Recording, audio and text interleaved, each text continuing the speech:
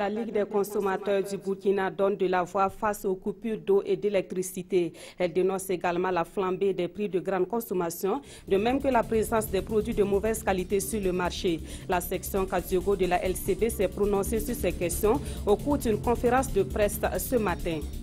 Et puis, le ministre de la Culture et du Tourisme était sur le terrain hier. Il a visité les espaces culturels, touristiques et des hôtels de la ville de Ouagadougou.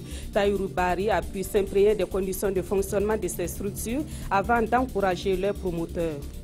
Voilà pour les titres de ce 13h15 sur la RTB. Bonjour à toutes et à tous.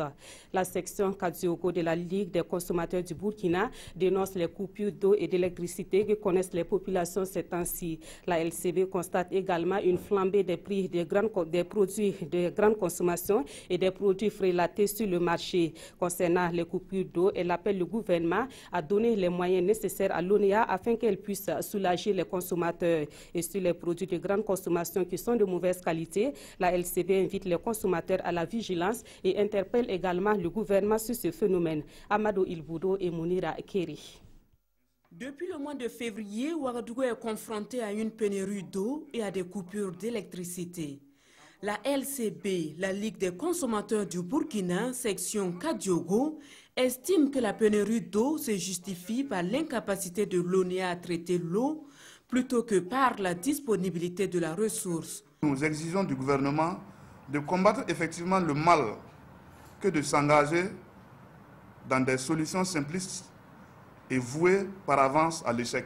En attendant de trouver des solutions définitives, la LCB invite les nationales d'eau et d'électricité à prendre des mesures pour soulager les consommateurs.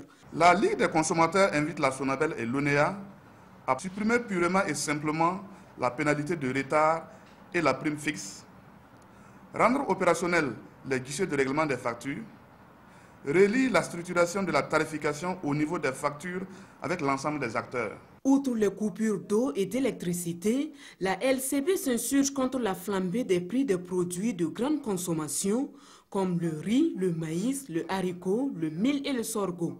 Nous estimons que la baisse du prix des produits pourrait également trouver solution dans la baisse du prix du carburant et des prix du transport.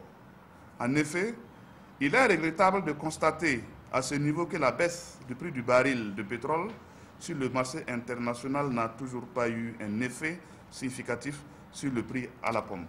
La Ligue des consommateurs du Burkina, section Kadiogo, interpelle également le gouvernement et les syndicats de commerçants sur la qualité des huiles alimentaires, du lait, de la boisson en canette et des eaux minérales en sachet.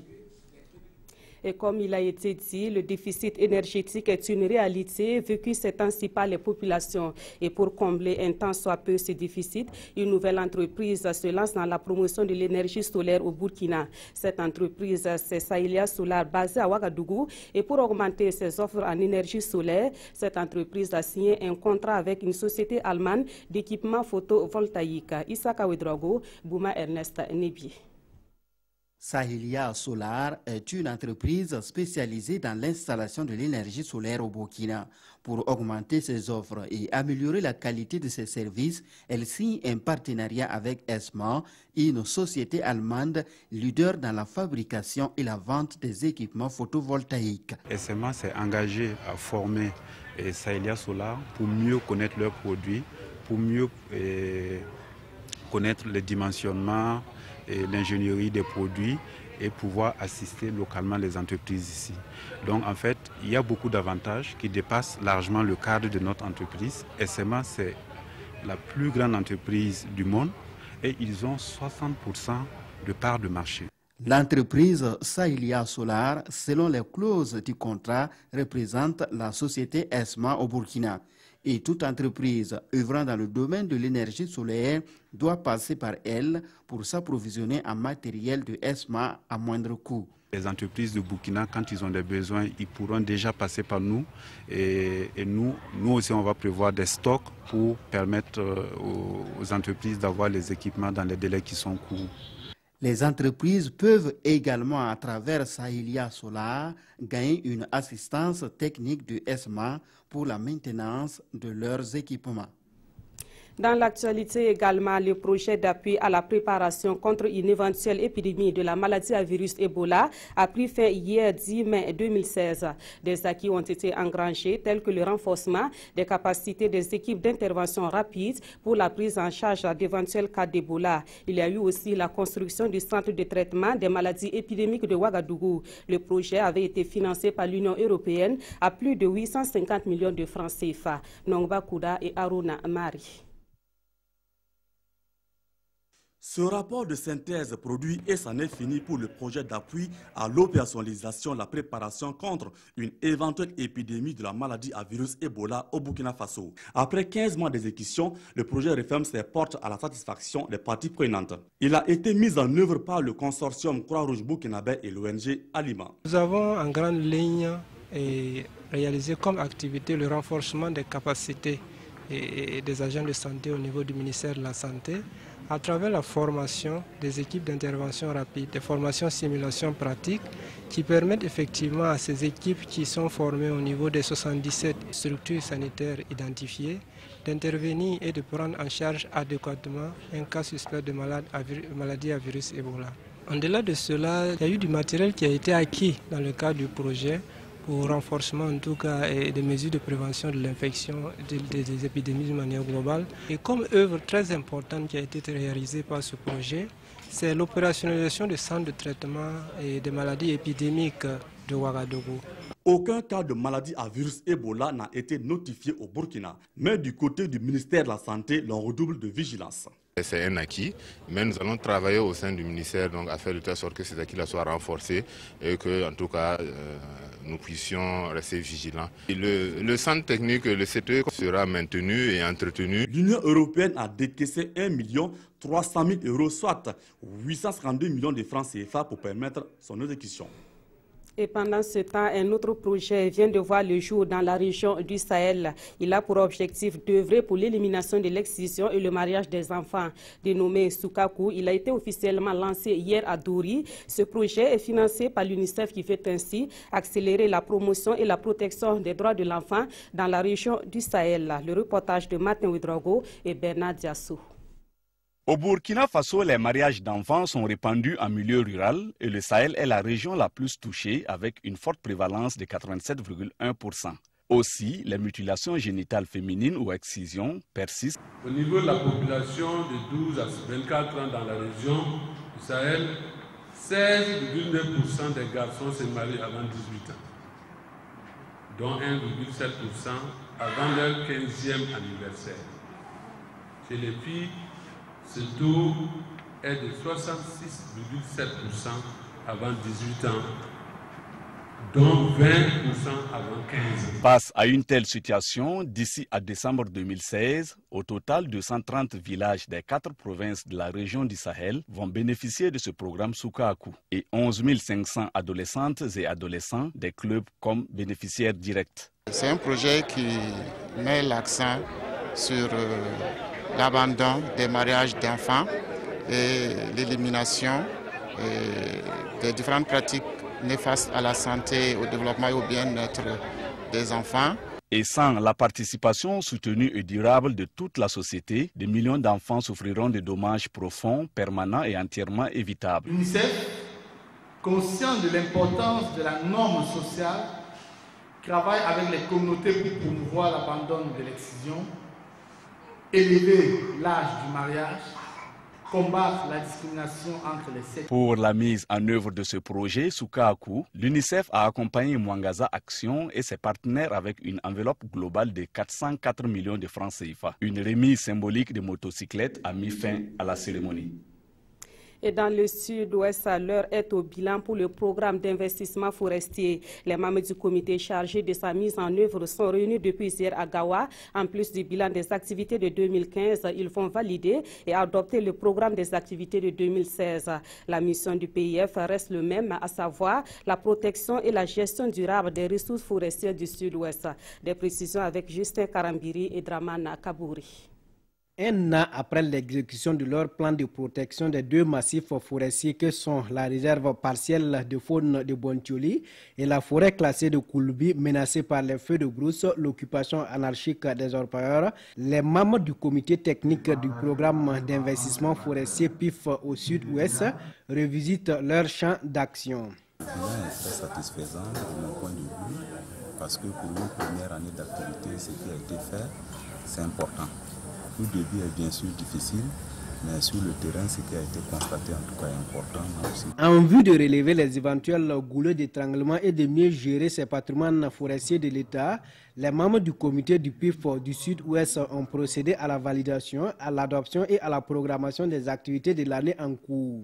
Il est prévu la reforestation de 300 hectares de sites dégradés dans les réserves totales et partielles de Bontioli. Il est prévu la délimitation des deux massifs forestiers. Il est prévu l'information et la sensibilisation de tous les acteurs. Au total, 12 forêts classées du Burkina Faso réparties dans les régions de l'Est, du centre-ouest, de la boucle du Mouhoun, du centre-sud et du sud-ouest sont pris en compte dans le programme d'investissement forestier pour une période de 5 ans. Un programme qui se fixe pour objectif de réduire les émissions de gaz à effet de serre issues de la déforestation et de la dégradation forestière, mais aussi de promouvoir la gestion durable des forêts. À Bobo Dioulasso, des journalistes améliorent leurs connaissances sur la thématique des filets sociaux. La formation débutée hier a été initiée par la Banque mondiale. L'institution veut aussi faire comprendre aux journalistes les projets en faveur des filets sociaux. La Banque mondiale attend désormais de ces journalistes la diffusion de la bonne information relative à ces actions au profit des populations vulnérables. Hassan Gourabou et Moussa Sano. Le partenariat presse burkinabé et Banque mondiale est au beau fixe. À travers cet atelier, l'institution financière internationale veut informer les journalistes sur ses programmes, notamment ses projets de protection sociale et les filets sociaux productifs. C'est un thème extrêmement important au gouvernement et aussi à la Banque mondiale parce qu'il permet, à travers les mécanismes de financement innovants, d'atteindre les populations les plus vulnérables et de s'assurer que les pauvres sont pris en compte dans les programmes sociaux et surtout de s'assurer que ceux qui sont tout juste au seuil de la pauvreté ne retombent pas dans une pauvreté absolue. À l'issue de cet atelier, la Banque mondiale attend des journalistes qu'ils puissent mieux relayer la bonne information sur les filets sociaux. Par exemple, s'il y a une malversation, le rôle de la presse, ce n'est pas de jeter la pierre, c'est de chercher la bonne information, c'est d'éclairer la lanterne de tout le monde et de préparer l'opinion publique à comprendre pour que cela ne se reproduise pas.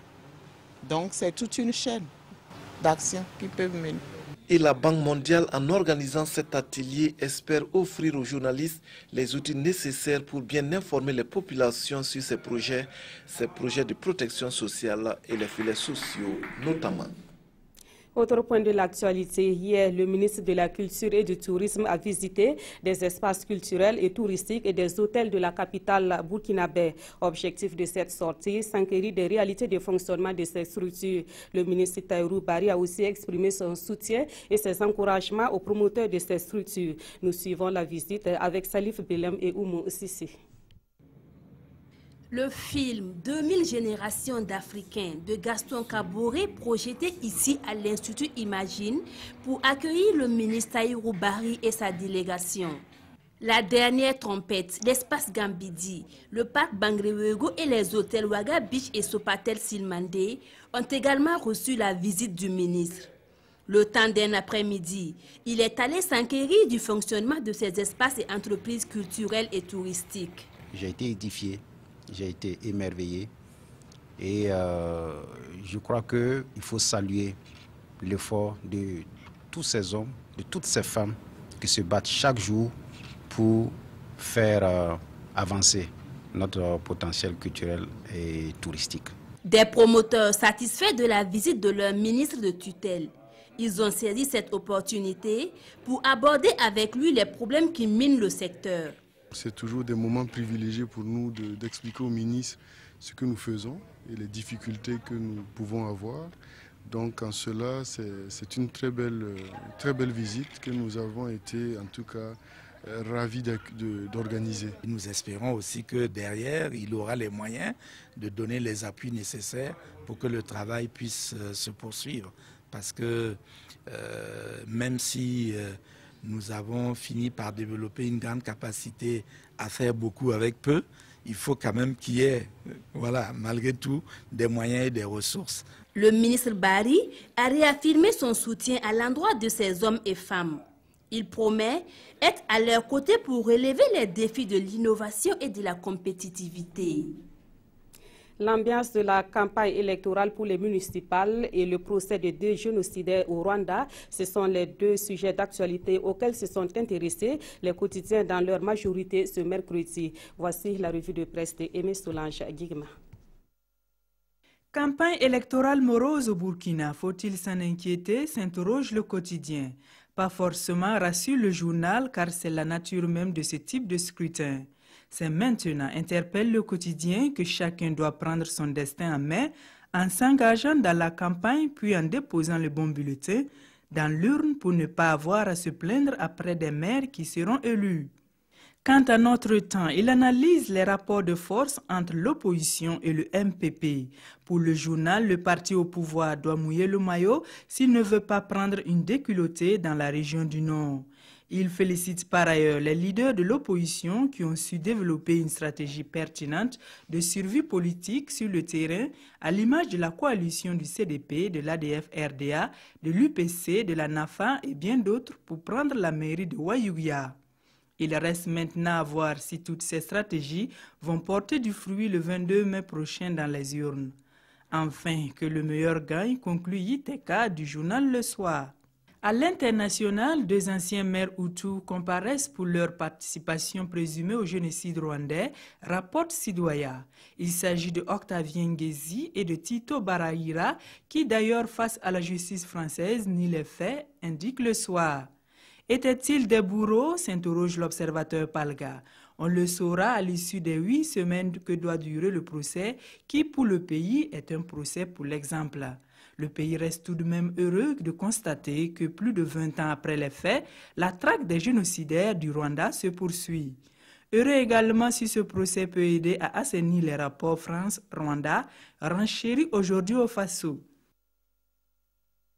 Et c'est la fin de cette édition. Merci de l'avoir suivi. Très bon après-midi à toutes et à tous.